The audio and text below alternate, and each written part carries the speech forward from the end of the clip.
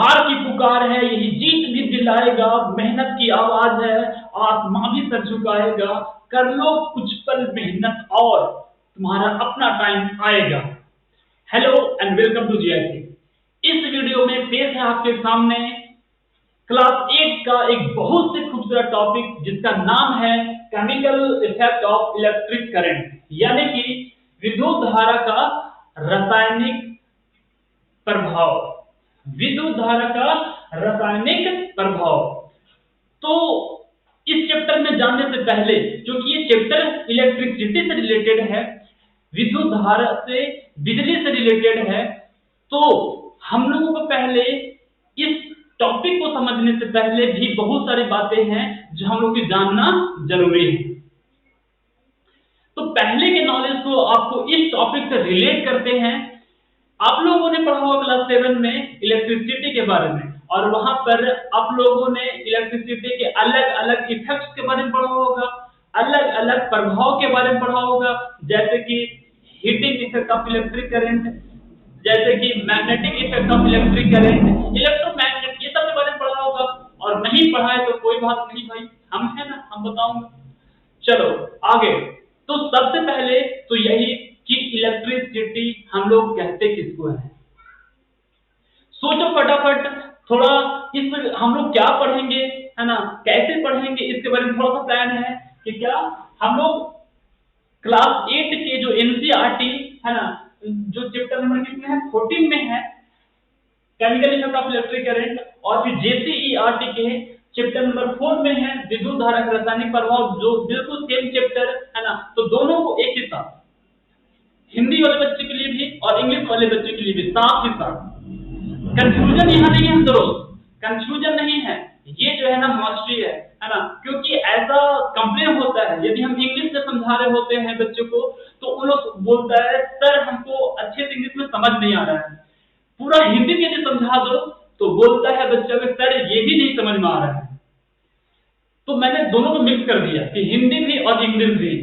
अब हिंदी समझना है तो नीचे पढ़ो, इंग्लिश समझना है ऊपर पढ़ो, दोनों पढ़ो। क्या होगा, क्योंकि ऐसा साइंटिस्ट लोग ने पाया है ना, कि जो बाइलिंगुअल होता है ना, बाइलिंगुअल, वो चीजें ज्यादा समझ में आती है। तो इस चीज के लिए, इस साइकोलॉजिकल इफेक्ट के लिए मैंने आप लोगों को दोनों एक ही साथ किया है। कैसे पढ़ेंगे, तो पहली बात हम लोग पढ़ेंगे है ना कॉन्सेप्ट के बारे में, फिर कॉन्सेप्ट खत्म होगा तुरंत स्टार्ट करेंगे उसका प्रैक्टिस, यानी कि उस टॉपिक से कैसा कैसा ऑब्जेक्टिव क्वेश्चन पूछे जाते हैं, कैसे कैसे बोर्ड एग्जामिनेशन में क्वेश्चन पूछे जाते हैं, या तो फिर अलग अलग कॉम्पिटिटिव एग्जामिनेशन में कैसे क्वेश्चन पूछे जाते हैं, इसके बारे में डिस्कशन करेंगे। तो चलिए अब बताइए, आपसे पूछा था मैंने सवाल कि क्या होता है इलेक्ट्रिसिटी।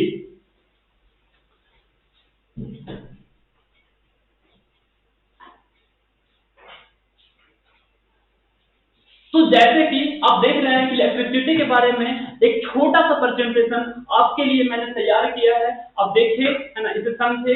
अब हम आपको बताते हैं कि जैसे कि हम लोग जानते हैं कि रावण, तो रावण का क्या होता है, 10 सर है ना, 10 सर है। तो उसका मतलब ये हुआ कि उसका 10 वो रूप है, 10 तो फेस है, 10 तो शकल है ना। तो उसी तरह से जो एनर्जी है उसका अलग अलग फॉर्म है, उसका अलग अलग रूप है, और उसी एनर्जी का एक फॉर्म है इलेक्ट्रिसिटी, उसी एनर्जी का एक फॉर्म है हीट, उसी एनर्जी का एक फॉर्म है लाइट।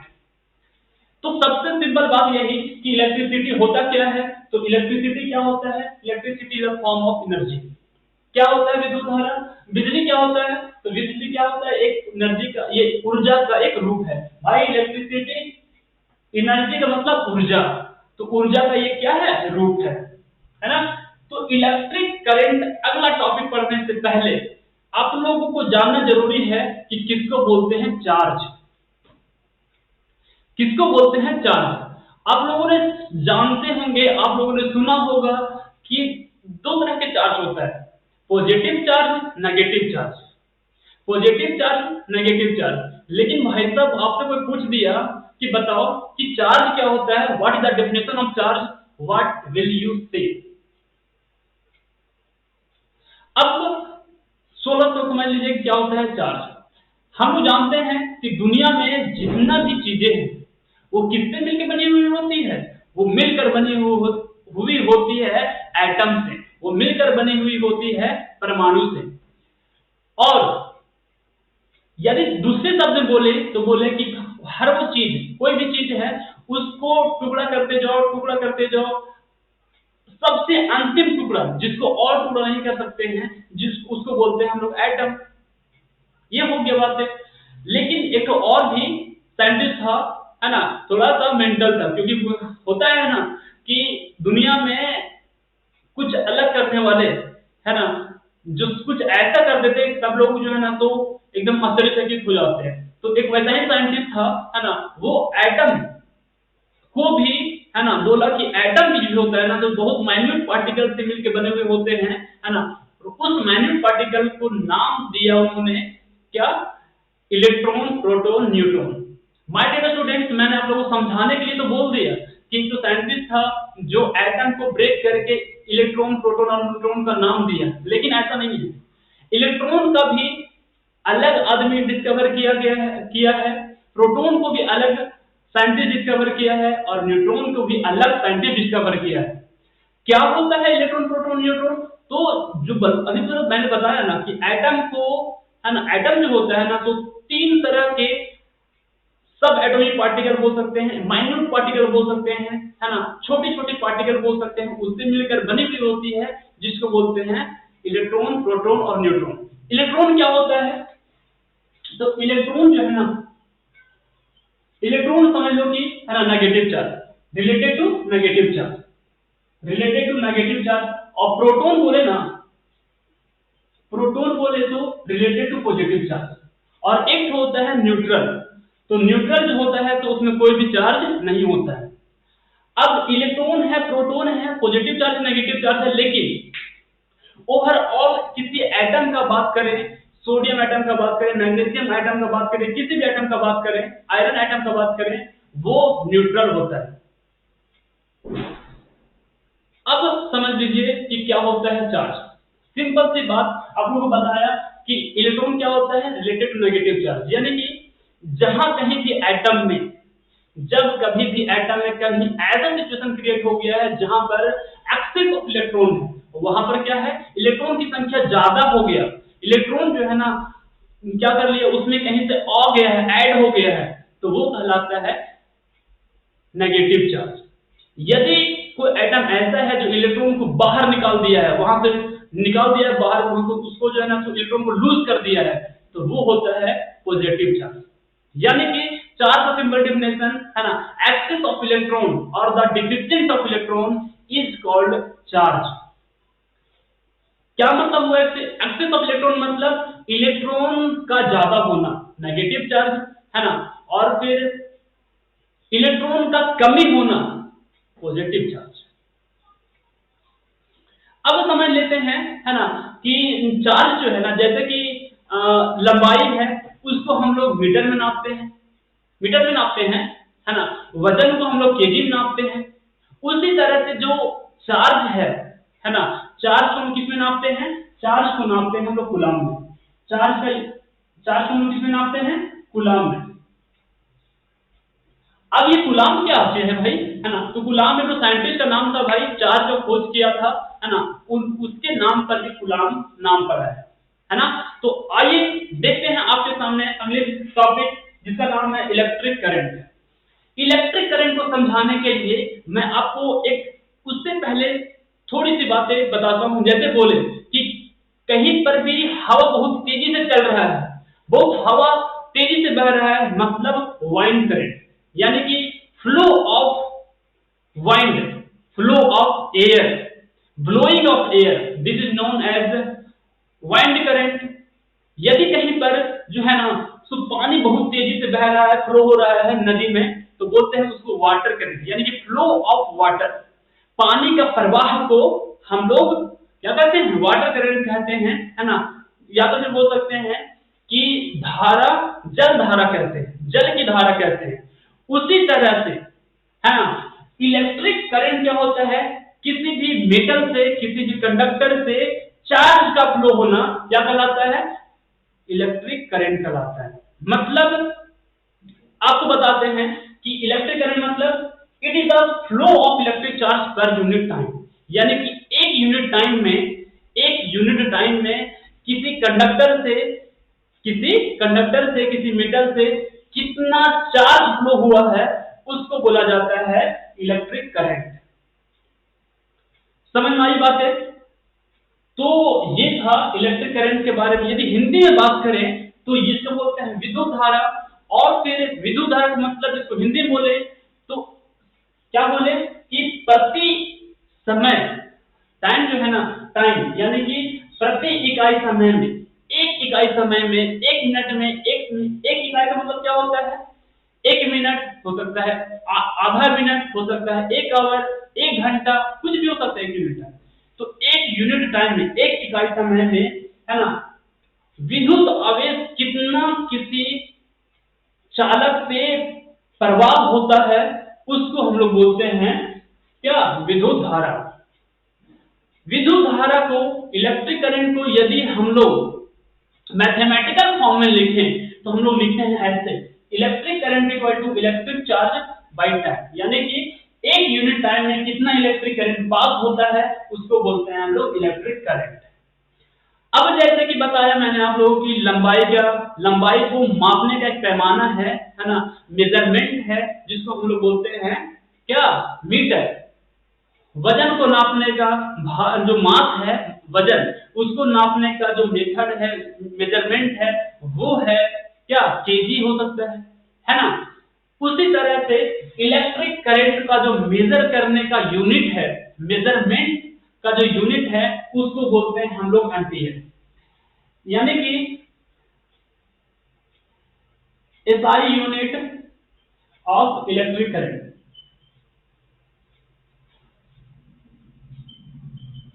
Equal two ampere. और ये एम्पियर क्या चीज है? एम्पियर क्या होता है? तो जैसे मैंने आप लोगों को बताया कि इलेक्ट्रिक चार्ज को हम लोग किस में नापते हैं, उसका यूनिट क्या होता है? कूलाम होता है। कूलाम को नीचे C से रिप्रेजेंट करते हैं और टाइम हम लोग रिप्रेजेंट करते हैं S से। किससे रिप्रेजेंट करते हैं? S से, चाहे तो फिर T से, ठीक है ना। तो कूलाम पर सेकंड, कूलाम मतलब हो गया कूलाम, और टाइम हम लोग नापते हैं सेकंड में, यानी कि S। कूलाम पर सेकंड, कूलाम पर सेकंड ये कहलाता है कूलाम, और पर सेकंड ये है एम्पियर के बराबर। यानी कि एक एम्पियर का मतलब क्या हुआ कि एक सेकंड में कितना चार्ज किसी भी कंडक्टर से फ्लो होता है उसको बोलते हैं हम लोग एक एम्पियर। अब आगे थोड़ा सा हम लोग चलते हैं कि दुनिया में जितना भी मैटर है, जितना भी चीजें हैं, जैसे कि चीजें क्या क्या हो सकती है ना। चीजें मतलब मैटर, और मैटर मतलब जिसको हम लोग छू सकते हैं, जिसको हम लोग देख सकते हैं, जिसका अपना वजन होता है, और फिर जो कुछ मास होता है, जिसमें कुछ मास होता है ना, और जो किसी रखने के लिए, है ना, जगह वो घेरता है, उसको हम लोग बोलते हैं क्या? उसको हम लोग बोलते हैं मैटर। उसको हम लोग क्या बोलते हैं? मैटर।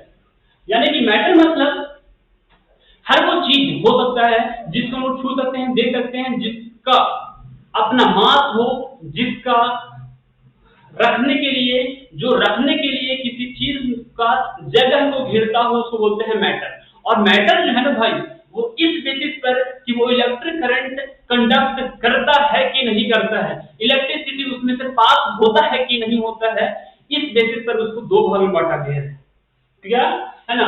मैटर यानी कि सॉलिड के रिलेटेड बात कर रहे हैं, सॉलिड के रिलेटेड बात कर रहे हैं, लिक्विड के लिए अभी जस्ट बताएंगे आगे। तो है ना, मैटर जो है दो तरह का हो सकता है ना, इस बेसिस पर कि वो जो है इलेक्ट्रिसिटी कंडक्ट करता है कि नहीं करता है, on the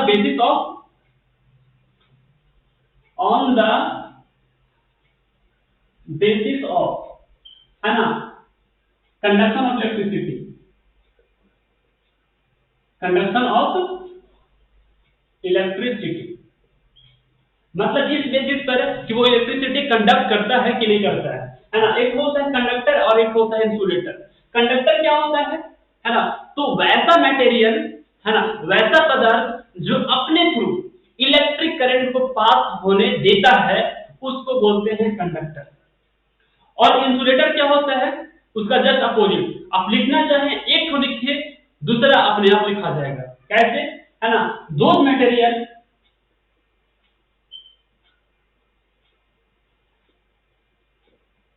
which allow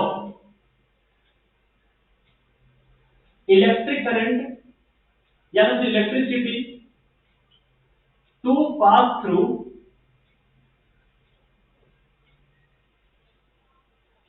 it, this is known as, ये हो गया those material which do not allow, भाई ये तो अलाउ नहीं करता है, do not allow electricity to pass through it, उसको बोलते हैं इंसुलेटर। और इसको डू नॉट को हटा देंगे, ये हो जाएगा कंडक्टर।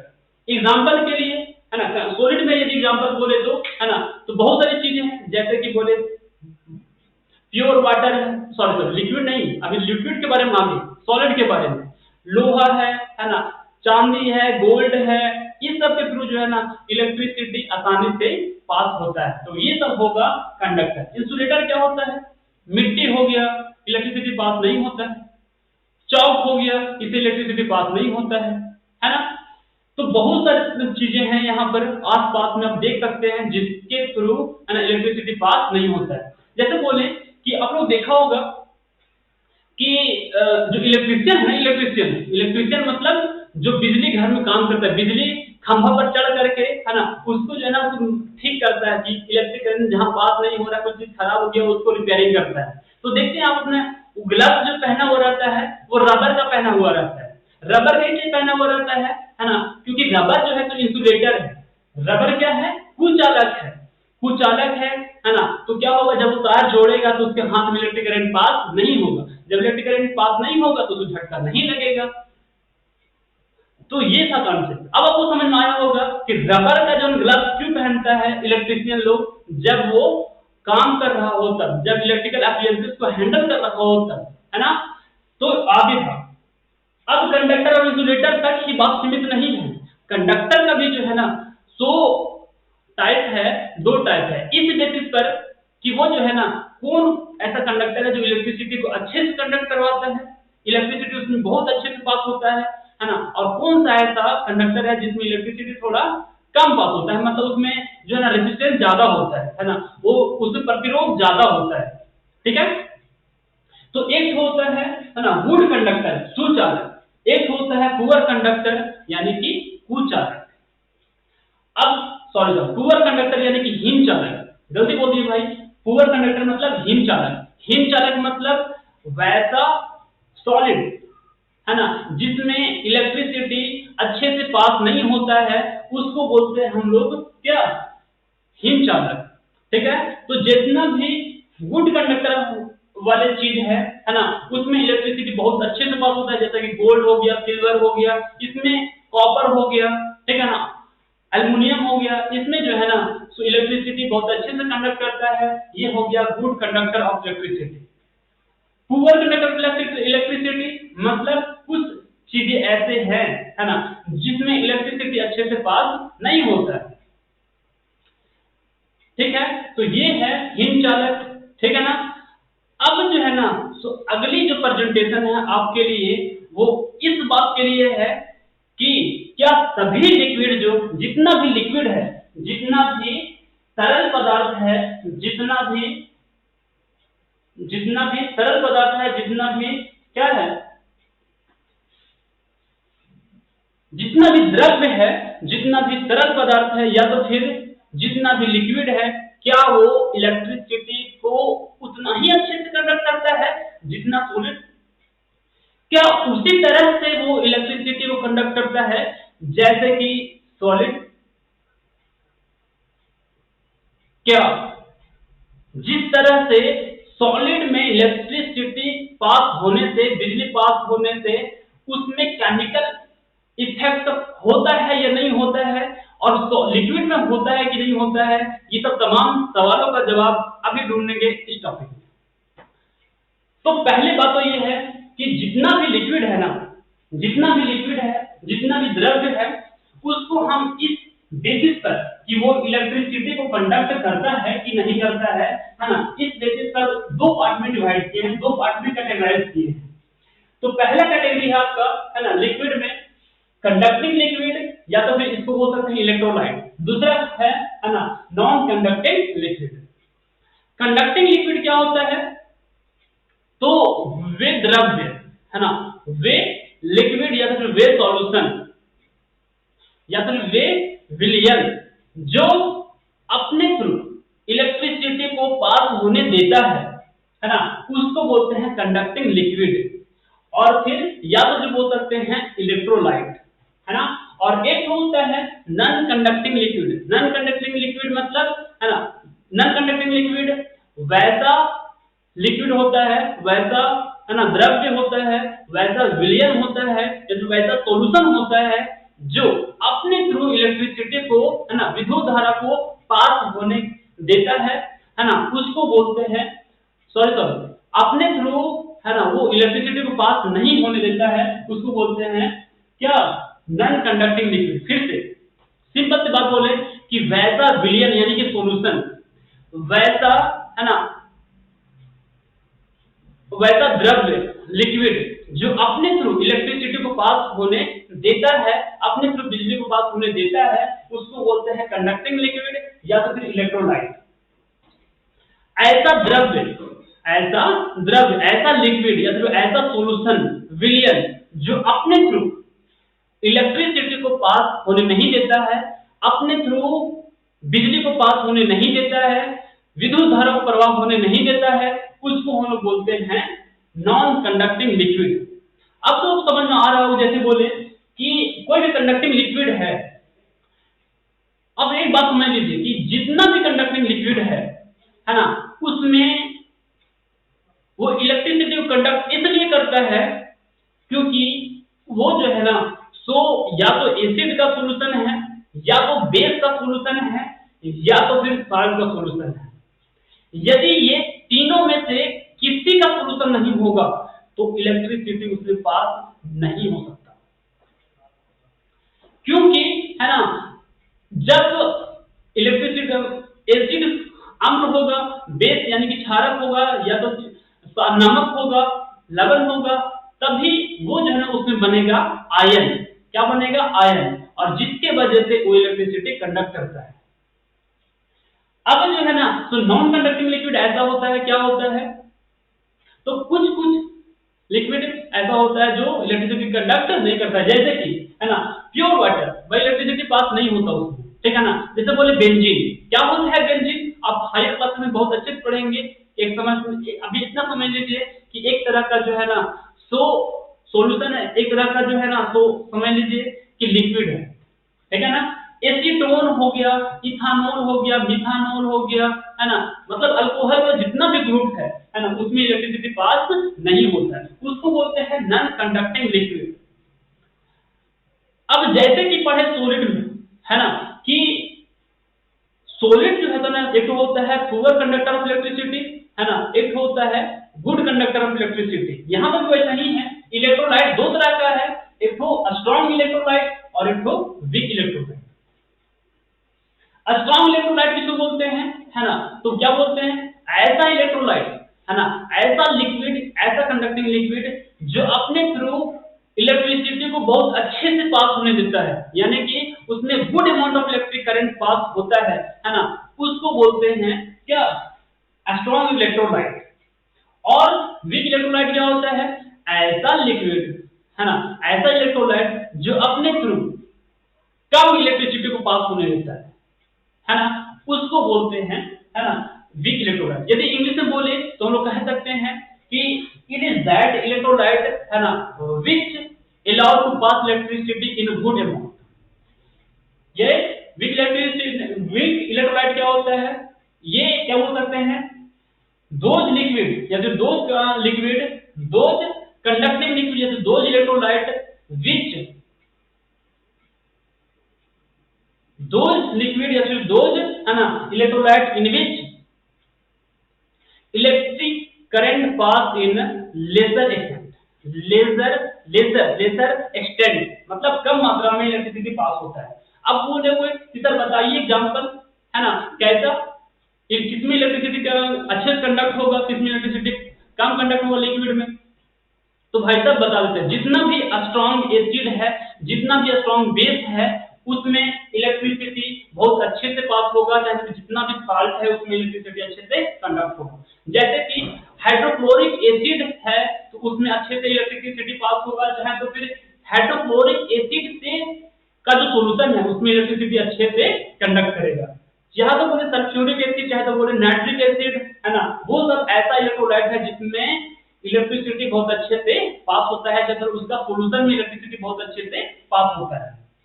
अब एक होता है, अब ये है ना, यदि ये तो बता दिए एसिड का नाम, बेस का नाम तो हो गया सोडियम हाइड्रोक्साइड, पोटासियम हाइड्रोक्साइड, ये सब जो बेस में है उसमें इलेक्ट्रिसिटी बहुत अच्छे से कंडक्ट होता है। अब जो बोल रहे हैं, हम जो बोल रहे हैं, यदि आपको लगता है कि हम भूल जाएंगे तो उसको वीडियो पॉज करके नोट कीजिए। वीक इलेक्ट्रोलाइट क्या होता है,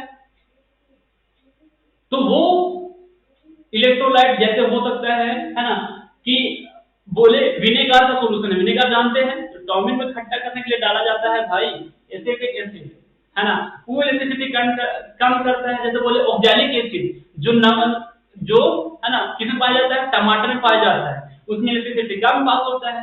फॉर्मिक एसिड इलेक्ट्रिसिटी कम पास होता है ना। जितना भी जो है ना लगभग ऑर्गेनिक एसिड है वो सब जो है ना तो वीक इलेक्ट्रोलाइट में आता है, ठीक है। एक आप तो एक्सेप्शंस हो सकते हैं लेकिन मैक्सिमम यही होता है। अब चूंकि हम लास्ट में आपसे सवाल पूछे थे कि क्या क्या वही बात है, क्या उसी तरह से इलेक्ट्रिक करंट जो है ना सो पास होता है जैसे सॉलिड में होता है, क्या लिक्विड में उसी तरह से इलेक्ट्रिक करंट पास होता है, उसी तरह से, है ना, वही मेथड से इलेक्ट्रिक करंट पास होता है जिस तरह से सॉलिड में करता है? नहीं, इसका आंसर है नहीं, क्योंकि इलेक्ट्रिसिटी जब कंडक्टर में पास होता है, इलेक्ट्रिक करंट जब कंडक्टर में यानी कि सॉलिड में पास होता है तो उसमें इलेक्ट्रॉन फ्लो होता है जिसके वजह से इलेक्ट्रिक करंट पास होता है ना, इलेक्ट्रॉन फ्लो होता है। लेकिन यदि कोई लिक्विड है ना, तो उसमें इलेक्ट्रिक करंट इलेक्ट्रॉन की मदद से नहीं, इलेक्ट्रॉन की हेल्प से नहीं, आयंस की मदद से इलेक्ट्रिक करंट फ्लो होता है। जैसे बोले कि सल्फ्यूरिक एसिड का सोल्यूशन है, सल्फ्यूरिक एसिड यानी कि उसमें एक तो प्लस वाला आयन होगा, एक तो माइनस वाला आयन होगा। एक होता है सल्फ्यूरिक एसिड का फॉर्मूला होता है H2SO4, H प्लस और HSO4 माइनस, तो प्लस वाला आया है ना पॉजिटिव चार्ज और माइनस वाला आया नेगेटिव चार्ज, तो वहां पर इलेक्ट्रिसिटी कंडक्ट करता है। ये तो हुआ पहला डिफरेंस। दूसरा डिफरेंस, जो भी कंडक्टर है सॉलिड वाला, उसमें इलेक्ट्रिसिटी पास होता है ना, तो उसमें कोई केमिकल इफेक्ट नहीं होता है। अभी तुरंत पढ़ेंगे, है ना, इस चैप्टर के बारे में शुरुआत भी नहीं किए हैं। इस चैप्टर को क्या नाम था, chemical effect of electric current, अभी शुरुआत भी नहीं किए हैं, अभी जस्ट शुरू करने जा रहे हैं। ये सब था बेसिक चीजें, है ना। तुम भाई जीएससी में पढ़ने आए हो, ठीक है ना, यहाँ पर हर वो चीज को पढ़ाएंगे, है ना, जो तुम्हारी लाइफ के लिए जरूरी है। तो क्या बोल रहे थे हम, बोल रहे थे कि क्या बोल रहे थे, दिमाग से निकल गया यार तुम्हारे चक्कर में, ठीक है ना। तो हम बता रहे थे आपको स्ट्रॉन्ग इलेक्ट्रोलाइट हो गया था, वीक इलेक्ट्रोलाइट हो गया था। हम ये बोल रहे हैं कि सॉलिड में जो इलेक्ट्रिक करंट पास होता है और लिक्विड में जो इलेक्ट्रिक करंट पास होता है उसमें अंतर है। पहला अंतर बताए थे। दूसरा अंतर ये है कि सॉलिड में जब इलेक्ट्रिक करंट पास होता है तो उसमें कोई केमिकल इफेक्ट नहीं होता है। केमिकल इफेक्ट कहने का मतलब क्या है, केमिकल रिएक्शन नहीं होता है उसमें। केमिकल रिएक्शन कहने का मतलब क्या है, केमिकल रिएक्शन कहने का मतलब है कि जब उससे इलेक्ट्रिक करंट पास होता है ना तो इवोल्यूशन ऑफ गैस नहीं होता है, वहां से गैस नहीं निकलता है। जब है ना, केमिकल रिएक्शन कहने का मतलब ये है कि जब उसे इलेक्ट्रिक करंट पास होता है ना तो उसमें कलर में चेंजेस नहीं होता है। ये सब जो बताए थे, इवोल्यूशन ऑफ गैस हो गया, है ना, चेंज इन टेम्परेचर हुआ, ठीक है ना, और फिर चाहे तो बोले कि इवोल्यूशन ऑफ गैस हुआ, चेंज कलर हो गया, चेंज इन टेम्परेचर हो गया, ये सब जो इलेक्ट्रिक, ये सब जो है ना केमिकल रिएक्शन का गुण है ना, वो सॉलिड में नहीं होता है, ठीक है। अब बोल सकते हैं कि सर, अब बोल रहे हैं कि change in temperature is the property of the chemical reaction. आप लोग सिर्फ पढ़े थे कि भाई साहब जब इलेक्ट्रिक करंट को हम लोग पास करवाते हैं ना तार में, तो रेजिस्टेंस के वजह से वो गर्म हो जाता है। तो चेंज ऑफ टेम्परेचर हुआ सर, है ना। आप कैसे बोल रहे हैं कि टेम्परेचर में चेंज नहीं होता और वहां केमिकल रिएक्शन नहीं हो रहा है? तो भाई साहब टेम्परेचर जो चेंज हुआ वो एक सफिशिएंट, वो जो है ना तो एक अहम, है ना, गुण नहीं है इस बात को दिखाने के लिए, उसमें इस बात को दिखाने के लिए कि उसमें केमिकल रिएक्शन हुआ है। और भी बहुत सारी प्रॉपर्टी होना चाहिए उसमें, है ना। जैसे कि केमिकल रिएक्शन जब होता है ना, तो केमिकल रिएक्शन होने के बाद वो अपने आपस वाले अवस्था में नहीं आ सकता है।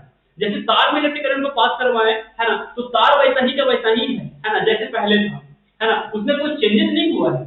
लेकिन लिक्विड में इलेक्ट्रिसिटी पास करवाते हैं तो वहां पर क्या होता है, वहां पर होता है क्या, केमिकल इफेक्ट, केमिकल चेंज। दो तार को एक बैटरी से जोड़ करके प्लस वाला और माइनस वाला दोनों को डुबाओ, कुछ देर के बाद 5-6 मिनट के बाद जो दोनों इलेक्ट्रोड है वहां से बुलबुला निकलेगा। एक जगह से हाइड्रोजन का बुलबुला निकलेगा और एक जगह से ऑक्सीजन का बुलबुला निकलेगा, है ना। मतलब ये हुआ कि जब पानी में इलेक्ट्रिसिटी को पास करवाते हैं तो हाइड्रोजन और ऑक्सीजन में वो क्या हो जाता है, ब्रेक हो जाता है। हाइड्रोजन और ऑक्सीजन में ब्रेक हो गया यानी कि फिर से वो पानी नहीं बनेगा, अपने वापस वाला स्टेट में नहीं आएगा। तो ये होता है केमिकल चेंज। अब ये चैप्टर शुरू होता है कि chemical effect of electric current, यानी कि ये मतलब था कि जब लिक्विड के थ्रू, हम लोग ये पढ़ेंगे इस चैप्टर में कि जब लिक्विड के थ्रू इलेक्ट्रिक करंट को पास करवाते हैं तो उसमें केमिकल चेंजेज होता है। और इस एप्लीकेशन को हम लोग बहुत ज्यादा, है ना, अलग अलग एक्टिविटी में, अलग अलग जो काम होता है इंडस्ट्रीज में उसका इस्तेमाल करते हैं। तो ये था, क्या बोले आप लोग को, जो है ना, जो टॉपिक था क्या, इलेक्ट्रिकल इफेक्ट था, क्या था, यानी कि इलेक्ट्रिक करंट का विद्युत धारा का रासायनिक प्रभाव, विद्युत धारा का रासायनिक प्रभाव, यानी कि विद्युत धारा जब पास होगा किसी भी लिक्विड से, है ना, तो वहां पर क्या प्रभाव होगा। तो जैसे बताया आप लोगों को कि लिक्विड है यहाँ पर, तो उसमें इलेक्ट्रिसिटी जब पास होता है तो उसमें क्या हो जाता है, केमिकल चेंज होता है, ठीक है ना। इसके बारे में चैप्टर को पढ़ते हैं। तो अब अगली चीज को समझने के लिए, अलग अलग कॉन्सेप्ट को समझने के लिए पहले ये जानना पड़ेगा कि किसको बोलते हैं इलेक्ट्रोड, किसको बोलते हैं, है ना, पॉजिटिव इलेक्ट्रोड, किसको बोलते हैं नेगेटिव इलेक्ट्रोड, और किसको बोलते हैं इलेक्ट्रोलाइटिक सेल। तो अगली प्रेजेंटेशन है आपके सामने ये सब चीजों के बारे में। तो इलेक्ट्रोड क्या होता है ना, ये आपको बताते हैं। इलेक्ट्रोड एक समझ लो कि मीटर होता है। क्या होता है, मीटर होता है जिसके थ्रू इलेक्ट्रिक करंट पास हो सकता है। ये होता है क्या, इलेक्ट्रोड। या फिर बोल सकते हैं कि कार्बन का रॉड होता है जिसके थ्रू इलेक्ट्रिक करंट पास होता है। या तो फिर, है ना, कार्बन का रॉड होता है जिसको एक तो जो कार्बन का रॉड होता है उसको बैटरी के जो पॉजिटिव टर्मिनल से वायर जो जोड़ते हैं उससे कनेक्ट करते हैं, और दूसरा जो कार्बन का रॉड है उसको नेगेटिव टर्मिनल जो बैटरी का है उससे तार जोड़ते हैं, उससे वो अटैच करते हैं। तो ये क्या कहलाता है, इलेक्ट्रोड कहलाता है। अब इलेक्ट्रोड दो तरह का होता है ना, पॉजिटिव इलेक्ट्रोड और नेगेटिव इलेक्ट्रोड। अब भाई साहब हिंदी वाले ये मत बोलना कि सर खाली आप तो इंग्लिश में बोलते हैं, है ना, सीबीएसई को बच्चों को पढ़ाते रहते हैं, हम लोग तो ध्यान ही नहीं दे रहे हैं जेसीईआरटी वाले बच्चों के लिए। तो भाई साहब इलेक्ट्रोड का नाम इलेक्ट्रोड ही है यार, अब क्या करें। तो इलेक्ट्रोड दो तरह का होता है ना, एक तो धनात्मक इलेक्ट्रोड और एक होता है ये धनात्मक और एक ऋणात्मक इलेक्ट्रोड है यार, ठीक है ना। अब समझना गया आप लोगों को। अब क्या होता है इलेक्ट्रोलाइटिक सेल, तो क्या है, तो बर्तन है और उसमें लिए कंडक्टिंग लिक्विड, क्या लिए, कंडक्टिंग लिक्विड, है ना। सल्फ्यूरिक एसिड लो का सॉल्यूशन लो, हाइड्रोक्लोरिक एसिड का सॉल्यूशन लो, और उसमें लगा दिए दो ठो कार्बन का रॉड, एक ठो पॉजिटिव इलेक्ट्रोड और एक ठो नेगेटिव इलेक्ट्रोड, और उसको जो है ना तो कनेक्ट कर दिए बैटरी से। ये जो अरेंजमेंट है ना उसको हम लोग बोलते हैं क्या, इलेक्ट्रोलाइटिक सेल। अब बात ये है कि इसको बोल रहे हैं इलेक्ट्रोलाइटिक सेल। सेल समझ में आता है आप लोगों को? सेल सेल क्या होता है? सेल जो होता है सोर्स ऑफ इलेक्ट्रिसिटी, यानी कि क्या होता है सेल? जैसे कि बोले कि बैटरी क्या होता है, तो बैटरी जहां से इलेक्ट्रिसिटी उत्पन्न होता है, इलेक्ट्रिसिटी जहां से निकलता है ना, वो होता है क्या? बैटरी। और बैटरी जो बनाया जाता है सेल से बनाया जाता है। मतलब इलेक्ट्रोलाइटिक सेल बोले मतलब ये एक तरह का बैटरी है क्या? एक तरह का ये सोर्स का मतलब इलेक्ट्रिसिटी का सोर्स है क्या? अब थोड़ा सोचिए, उसके बाद थोड़ा कमेंट में बताइए, है ना। और एक बात और बताना चाहता हूं आप लोगों को जाते जाते कि क्या सॉलिड में और लिक्विड में इलेक्ट्रिक करंट जो फ्लो होता है वो उतना ही अमाउंट में होता है कि कम बेसी हो सकता है? तो एक बात है, जो सॉलिड है और फिर जो लिक्विड है, ऐसा देखा गया है कि लिक्विड में जो है ना थोड़ा सा इलेक्ट्रिसिटी कम अमाउंट में फ्लो होता है as compare to the solid. Video देखने के लिए थैंक्स, है ना। मिलते हैं आप लोगों के सामने अगली प्रेजेंटेशन के साथ, अगली परफॉर्मेंस के साथ। तब तक के लिए जय हिंद, वंदे मातरम, गुड बाय।